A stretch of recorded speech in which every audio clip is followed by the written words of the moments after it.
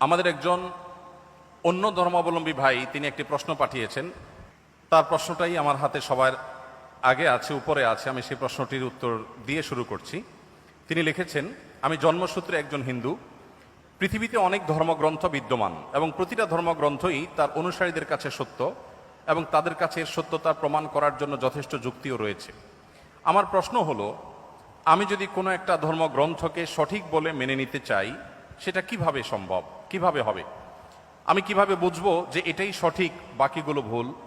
যেহেতু সবার নিজের ধর্মগ্রন্থগুলো সঠিক বলে মনে করেন, আমি নিরপেক্ষভাবে কোনটাকে সঠিক বলে মেনে নিব এবং কেন মেনে নিব? খুবই গুরুত্বপূর্ণ এবং খুবই প্রয়োজনীয় প্রশ্ন করেছেন আমাদের এই ভাই। আমি প্রথমে তাকে ধন্যবাদ জানাই তার প্রশ্নটি আমাদের কাছে উপস্থাপন করবার জন্য। আর এর উত্তরে আমরা বলতে চাই যে দেখুন, আল্লাহ রাব্বুল আলামিন প্রত্যেকটা মানুষকে জন্মসূত্রে আল্লাহর ভাষায় আল্লাহ নবী সাল্লাল্লাহু আলাইহি সাল্লামের মাধ্যমে আল্লাহ তাআলা ব্যক্ত করেছেন, ওয়াহী গায়রে মাকতুর মাধ্যমে ব্যক্ত হয়েছে যে কুল্লু মৌলুদিন ইউলাদু আলাল ফিতরাহ, প্রতিটি মানুষ জন্মসূত্রে ঈমানদার হয়ে জন্মগ্রহণ করে। প্রত্যেকটা মানুষের স্রষ্টার প্রতি বিশ্বাস, এটা নিয়েই সে দুনিয়াতে আসে। এই স্রষ্টা সংক্রান্ত যে ধারণা, এটা তার সমাজ, তার পরিবার থেকে যেটা পায় সেটাকেই সে ধারণ করে। বাকি স্রষ্টার প্রতি ধারণার এই বিশ্বাসকে নিয়েই মানুষ জন্মগ্রহণ করে। তার বাবা মা সম্পর্কে আল্লাহ নবী সাল্লাল্লাহু আলাইহি সাল্লাম বলেছেন, ইল্লা আন্না আবওয়াহু ইয়াহুদানিহি আও ইউনাসরানিহি আও ইমাজ্জিসানিহি। মানুষ যে বিভিন্ন ধর্মের অনুসারী হয়, এটা তার পরিবার থেকে যে দীক্ষা পায়, পরিবার তাকে যেদিকে গাইড করে সে সেদিকে যায়। বাকি জন্মসূত্রে সে আল্লাহ বা সৃষ্টিকর্তা যে একজন আছেন, সেই এক সত্তার প্রতি বিশ্বাসী হয়েই জন্মগ্রহণ করে। তারপরে সে ডাইভার্ট হয়ে যায় পারিবারিকভাবে যে গাইডেন্স পায় সেই গাইডেন্সের আলোকে। এখন আপনি যখন প্রাপ্তবয়স্ক হন, আপনি যখন দেখবেন যে একাধিক ধর্মগ্রন্থ বা একাধিক ধর্ম পৃথিবীতে আছে। আল্লাহ তাআলা কোরআনে কারিমে বলেছেন, ইন্নাদ-দীন ইনদাল্লাহিল ইসলাম, আল্লাহর কাছে একমাত্র মনোনীত দিন হলো ইসলাম। এই কথা যখন আপনি জানতে পেরেছেন, তখন আল্লাহ তাআলা আপনাকে যে বিবেক দিয়েছেন, সেই বিবেক খরচ করে আপনি ইসলামকে জানার চেষ্টা করবেন। আমরা যদি কেউ অন্য ধর্মকে জানার চেষ্টা করি, বিশেষ করে আমার যে ভাই প্রশ্ন করেছেন তিনি এবং আরো যারা অন্যান্য ধর্মে আছেন, আমি যদি বলতে চাই যে তারা যদি ইসলামকে জানার চেষ্টা করেন নির্মোহভাবে, তারা যদি সত্যানুসন্ধানী দৃষ্টি নিয়ে ইসলামকে স্টাডি করেন, কোরআনকে তারা পাঠ করেন এবং পড়েন, আমার বিশ্বাস একটা সময় তারা ইসলামের সত্যতাকে খুব সহজে, খুব স্বাভাবিকভাবে উপলব্ধি করতে পারবেন।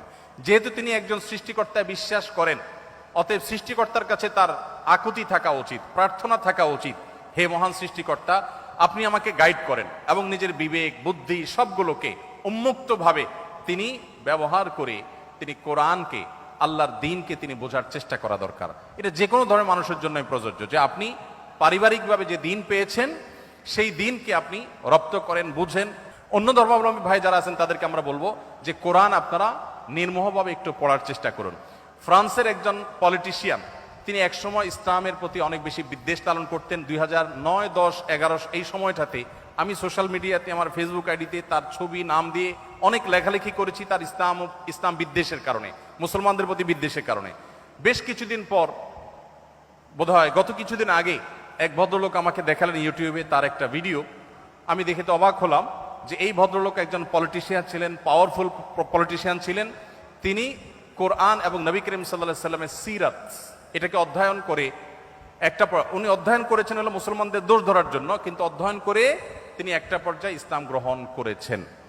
অতএব আমি আমার এই প্রশ্নকর্তা বন্ধুকে বলবো, আপনি দুটি জিনিস, একটি হলো আপনি মুক্ত মন নিয়ে কোরআনে কারিমটা একটু পড়ুন এবং প্রিয় নবী সাল্লাল্লাহু আলাইহি ওয়াসাল্লাম পুরো জীবনীটা একবার পড়ুন।